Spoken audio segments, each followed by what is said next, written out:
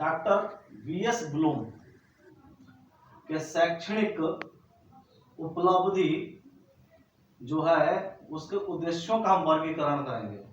Classification, Bloom's taxonomy of educational objectives. ये शिक्षक, हम जानते हैं कि शिक्षण में मूल्यांकन एक क्रमिक प्रक्रिया है। मूल्यांकन एक क्रमिक प्रक्रिया है, इसीलिए बीएस ब्लूम का योगदान जो है बहुत बड़ा योगदान है।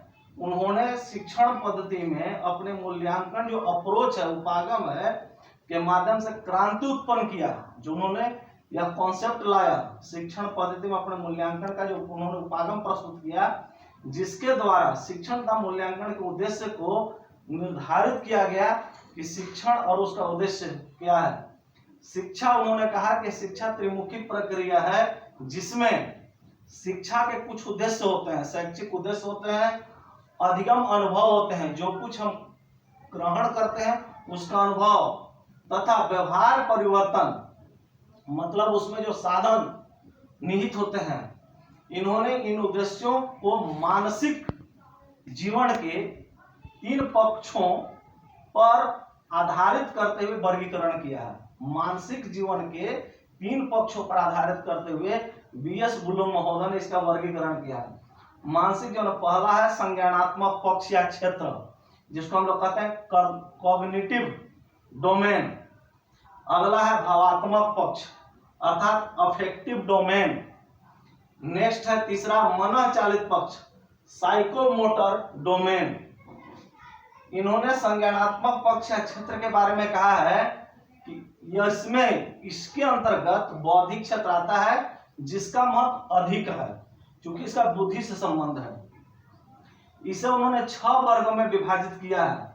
पहला है ज्ञान अर्थात नॉलेज, दूसरा है अवबोधन अर्थात कॉम्प्रिहेंशन, तीसरा है प्रयोग अर्थात एप्लीकेशन, चौथा है विश्लेषण अर्थात एनालिसिस, पांचवा है संश्लेषण अर्थात सिंथेसिस, छठा है एवोल्यूशन। इस प्रकार इन्होंने इसे 6 वर्गों में विभाजित किया है।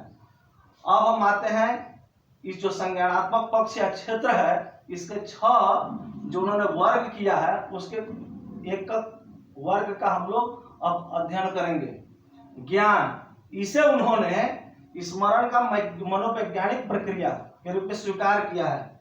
यह संज्ञानात्मक क्षेत्र में निम्न स्तर का प्रतिनिधित्व करता है, जिसमें कि सूचनाओं को, तथ्यों को तथा तथ्यों का प्रत्यय स्मरण होता है, पुनः स्मरण इसमें शामिल रहता है। इसमें निम्नलिखित क्रियाओं को शामिल किया गया है।